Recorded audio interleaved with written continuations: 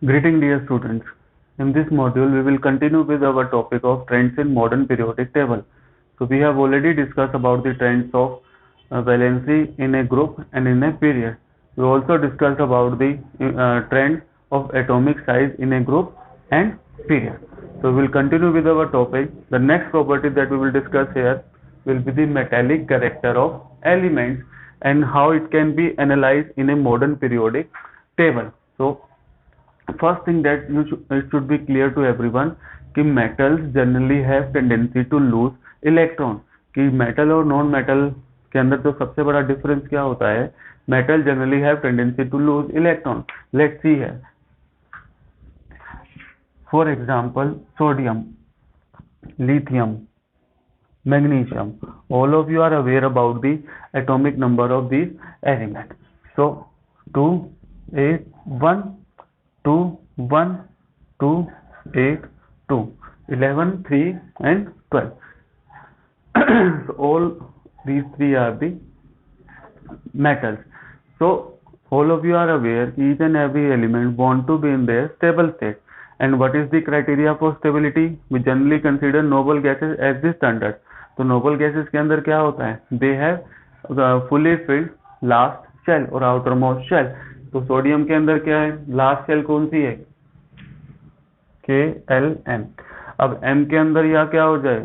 8 electron आ जाए या फिर M में से 1 इलेक्ट्रॉन लूज कर दे. तो इजी स्टेप उसके लिए क्या है? To lose electron.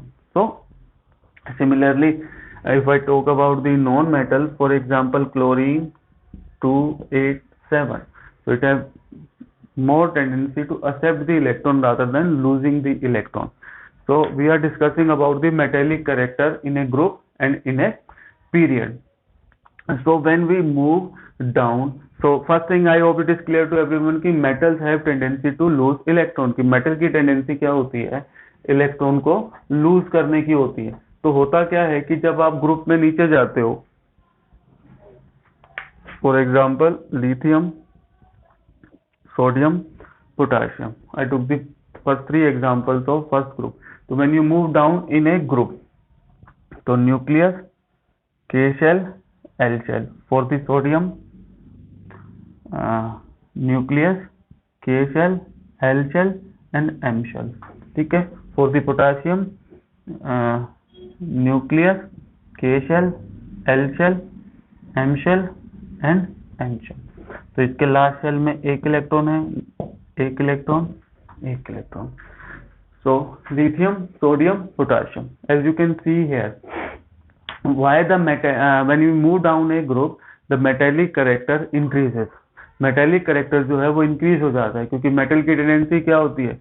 To lose electron. अब जब हम नीचे जाते हैं ग्रुप में, अब इलेक्ट्रॉन को अट्रैक्ट कौन करके रखता है? Nucleus. As you can see here, attract किसने करना है इलेक्ट्रॉन को? न्यूक्लियस ने. तो जब हम ग्रुप में नीचे जाते हैं, in the previous module we discuss the atomic size increases. Atomic size increase होने का मतलब क्या है? लास्ट शेल में और न्यूक्लियस के बीच में जो डिस्टेंस है वो क्या हो जाएगी? It will increase. कि the distance between nucleus and the last shell electron will increase.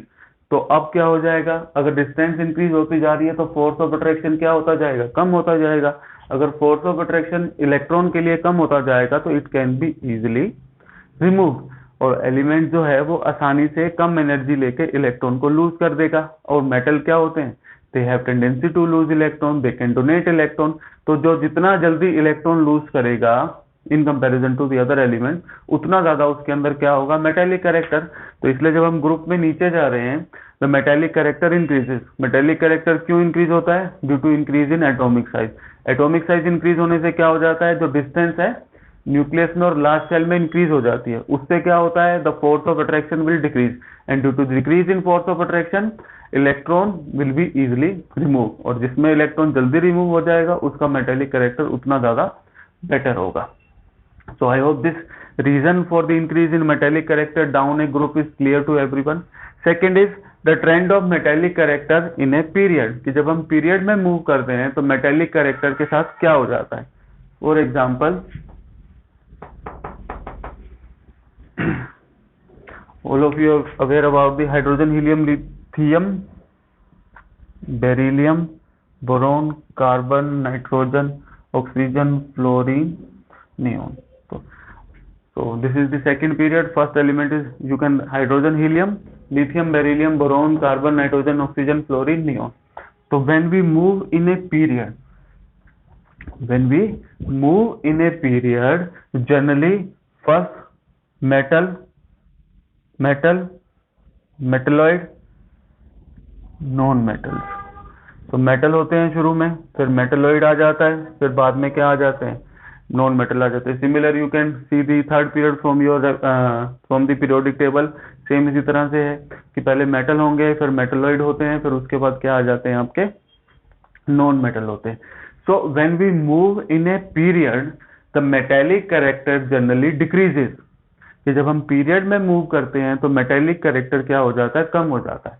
क्यों कम हो जाता है कि we also discuss during the last module कि जब हम पीरियड में लेफ्ट टू राइट जाते हैं तो क्या हो जाता है, साइज जो है it will continue to decrease. I have given the general representation, पूरी डिटेल में नहीं बनाई है मैंने सेल्स वगैरह. So when we move in a period the atomic size decreases. Atomic size क्यों डिक्रीज होता है, क्योंकि न्यूक्लियर चार्ज बढ़ जाता है. अब ये न्यूक्लियस है और ये लास्ट शेल वाले इलेक्ट्रॉन को अट्रैक्ट कर रहा है. न्यूक्लियस है, लास्ट शेल वाले इलेक्ट्रॉन को अट्रैक्ट कर रहा है. So as you can see here, nucleus के बीच में और लास्ट शेल के बीच में जो डिस्टेंस है वो क्या होती जा रही है, कम होती जा रही है. क्यों कम हो रही है, क्योंकि चार्ज बढ़ता जा रहा है प्रोटॉन. वो हम एटॉमिक साइज में डिस्कस कर चुके हैं कि when we move in a period the atomic size decreases. और एटॉमिक साइज डिक्रीज होने की वजह से न्यूक्लियस के बीच में and the valence and electron the distance start to decrease. Distance कम हो जाएगी, फोर्स ऑफ अट्रैक्शन स्ट्रॉन्ग हो जाएगा, तो इलेक्ट्रॉन को लूज करने की टेंडेंसी कम हो जाएगी.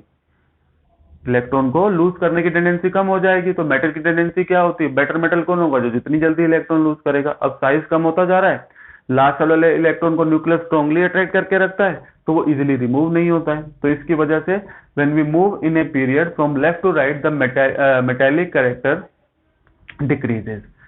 Now the second is opposite to the metallic character, which is the non-metallic character. One more thing that question can be asked in metals are generally electropositive in nature. Metals are generally electropositive in nature. What is the meaning of this statement? कि for example sodium 281, तो वो किस में convert हो जाता है, sodium ion में, और 28, तो इस पे कौन सा चार्ज आ जाता है, positive charge. Similarly non metals are called electronegative element. तो अगर क्वेश्चन ऐसे आता है what is the trend of electropositive character, the same thing you can write कि इलेक्ट्रोपॉजिटिव कैरेक्टर का ट्रेंड क्या है, सेम इलेक्ट्रोपॉजिटिव लिखो या metallic, both are same. Similarly non metallic character का ट्रेंड क्या है या इलेक्ट्रोनेगेटिविटी का ट्रेंड क्या है, same. So non metals are exactly opposite to that of metals. Metals have tendency to lose electron, non-metals have tendency to gain electron. So now in a group, when we move down in a group, उसमें क्या हो रहा था, metallic character क्या हो रहा था, increases. इसमें क्या हो रहा है, decrease हो रहा है, क्योंकि रीजन सेम है कि नॉन मेटल की टेंडेंसी क्या होती है, इलेक्ट्रॉन को गेन करने की. जितना छोटा साइज होगा उतने अच्छे से वो सामने वाले, जो सामने से इलेक्ट्रॉन आएगा उसको गेन करेगा. अब साइज बड़ा होता जाएगा तो सामने से आने वाले इलेक्ट्रॉन को वो स्ट्रांगली अट्रैक्ट नहीं कर पाएगा, क्योंकि न्यूक्लियस में और जो बाहर से इलेक्ट्रॉन आ रहा है उसके बीच में डिस्टेंस ज्यादा हो जाएगी. तो जितना छोटा साइज होगा उतना पास में आएगा बाहर से आने वाला इलेक्ट्रॉन, तो स्ट्रांगली अट्रैक्ट कर पाएगा न्यूक्लियस. तो इसमें एग्जैक्टली अपोजिट है जो रीजनिंग हमने मेटल के केस में की थी. तो non metallic character decreases down a group. क्यों होता है, क्योंकि नीचे जाते हैं तो साइज बड़ा होता जाएगा, न्यूक्लियस से आने वाले इलेक्ट्रॉन की डिस्टेंस बढ़ती जाएगी, क्योंकि इसमें तो गेन करना है, तो गेन करने की टेंडेंसी क्या हो जाएगी, डिक्रीज. एंड गेन करने की टेंडेंसी डिक्रीज होगी तो non metallic character will also decrease. Next, in a period exactly opposite to that of metal.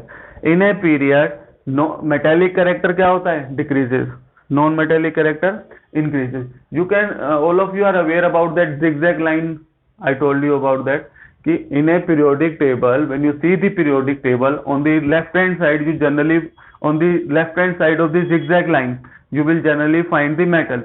On the right hand side, or whenever we discuss the trend in a period, generally we move from left to right. तो right side में क्या है आपके, non metal. So when you move from left to right in a period, the non metallic character increases. Why?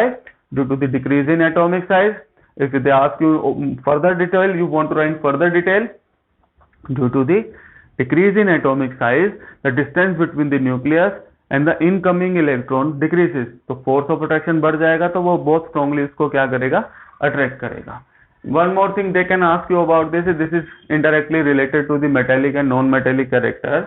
कि what is the trend of chemical reactivity in modern periodic table? अब chemical reactivity में आप ये वाले चीजों को भी लिख सकते हो, metal और non-metal को. So in a group, I am only writing in brief. The chemical reactivity in a group. So similar chemical reactive, generally elements which are present in the group generally possess the similar outer electronic configuration. की reactivity किस पे depend करती है कि कितने electron lose कर रहा है, गेन कर रहा है या शेयर कर रहा है. अब ग्रुप के अंदर क्या है, सारे के सारे एलिमेंट की इलेक्ट्रॉनिक कॉन्फ़िगरेशन सेम होती है, तो they somewhat show this similar, not the exactly same, they somewhat show this similar chemical property in a group when we move from top to bottom. In a period first it decreases then increases. कि for example अगर हम third period का example लेते हैं तो silicon तक पहले क्या होती है, डिक्रीज होती है, फिर उसके बाद सिलिकॉन के बाद में क्या होने लग जाती है, increase. So I hope these trends are clear to everyone, because the most probable question that will come from this chapter will be from this last topic, the trends in modern periodic table. So if it is not clear up to this point of time, you can ask in the comment section. So now you can take the screenshot and can write in your fair notebook. So thank you students.